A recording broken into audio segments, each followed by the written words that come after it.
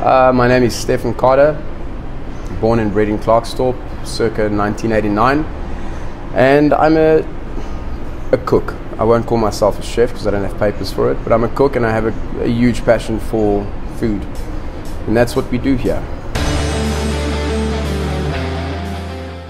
If I think back to about 3 years ago, myself and my dad, we were talking about just good steakhouses. I think the initial conversation started with Beef Boys in Potch, and you know what that was to us when I was quite a bit younger. We used to drive through to Potch and go and have dinner there with Uncle Pierre, and then obviously he opened Pierre's place around that time as well. And just that we felt that there was a need in Klerksdorp for a place that sells really, really high quality beef, or that is focused on that rather, if I can put it that way. And you know, I jokingly said out to him, I was like, well, why don't we just reopen Eagles? I grew up my whole life learning or hearing stories about the Eagles. I mean, my mom often tells me about how when I was 3 months old, 4 months old, I used to sit on top of the fridge during services in the kitchen, which now is quite ironic because I still sit on top of the fridge. And you know, initially it started out as a joke. But then I think we really started thinking about it. You know, we had a good relationship with the Van Bosches over here at Five Piano, which we do try to maintain with most restaurants in town, all restaurants in town, you know, keep a good community active.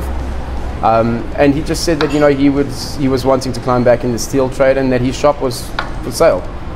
So we thought about it and I said, well, let's do it. Let's go for it. Let's reopen Eagles again. Obviously, the restaurant trade then and now is very, very different. We have a lot more challenges these days, but you know, I was up for the challenge, and I think all of us were, and we were really keen to get going on it. I come out of a contracting background. I have a couple of other businesses as well that I've focused on. Mostly, I was really just looking for a place to kind of express. I think food is a great artistic palette, if you would call it that. Not that I consider myself an artist at all,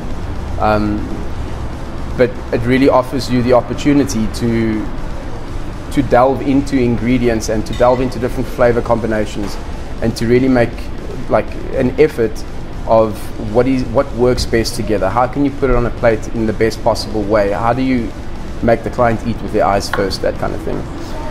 So yeah, getting back to the topic. Sorry, the getting Eagles back in.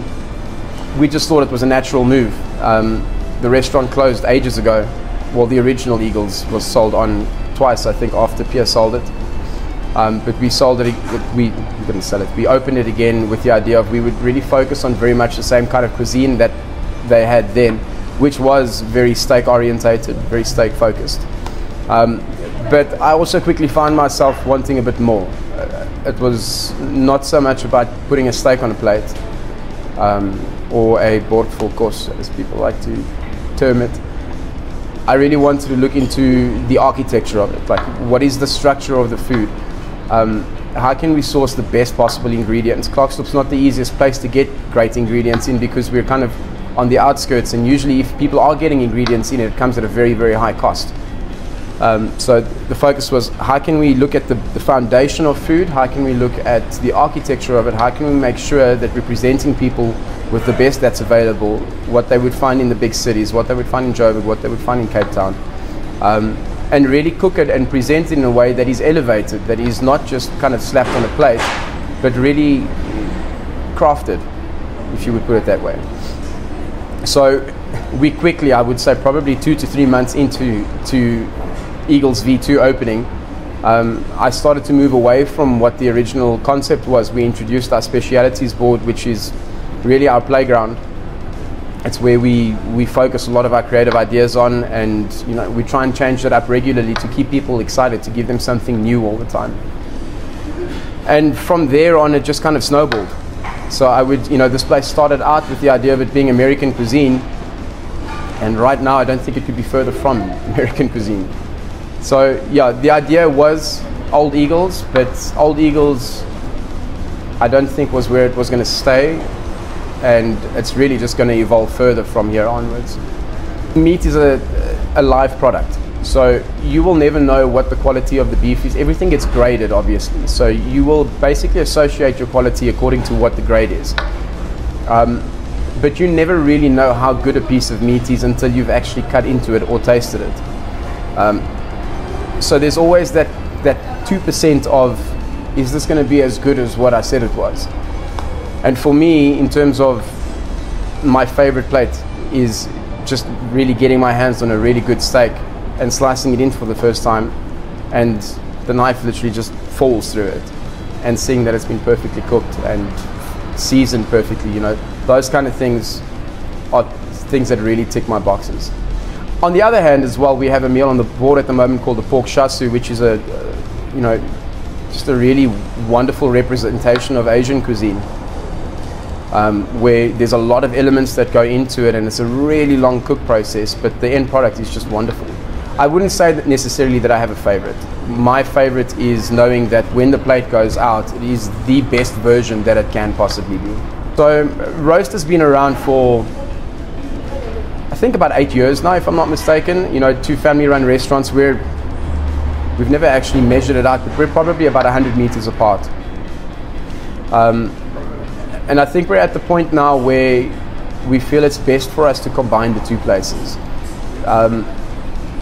Like I said, Eagles' cuisine is not American focused anymore. Roast is very European focused. You know, we've really adopted a lot of, on this side, we've adopted a lot of French cooking technique, and we swear by it. There's nothing that's made out of a box over here. There's nothing that's made with powder. All of it is basically crafted from scratch. Even our beef stock, I mean, we boil beef and vegetables for days to get our beef stock right. So, you know, we pay a lot of attention to foundational techniques, and the idea would then be to merge roast and Eagles and really dive deeper into the continental cuisine. You know, take German food from roast and raise the bar on it. Take what we're doing and raise the bar on it. It's very exciting. We're very chuffed to have roast moving in over here. I know a lot of people are going to miss the deck over there, but I think that this venture will have something more to offer for everyone, and it really just makes it easier for us to control everything from under one roof rather than under 2. So the date that we're looking at is the end of April, so it's a month from now. Lots needs to happen. We're currently busy with menu planning. End of April, roast will be in. Not much is going to change really. Like, we're going to have, roast is very, very popular for their great selection of imported beers that they have. We'll be absorbing that obviously, and it will still be available here. We're basically taking the greatest hits from both menus and combining them, putting them on one menu. Our board will still always be in play. I don't think we'll ever get rid of that. And then trading hours, this will mean that we're now open for breakfast as well in the mornings, where Eagles was generally only open from lunch trade onwards. So yeah, in general, big changes, but not rocking the boat too much. So we are on the corner of Williams and Radloff Street in Wilkopies. I'm actually not even sure if this classifies as Wilkopies. That Wilkopies Flamwood line runs here somewhere. But we're on the corner of Williams and Radloff, very visible. Look out for the big black boards. I think we might be the only people in town that have massive black boards.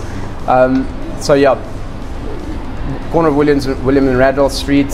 You can find us on Facebook, on Instagram.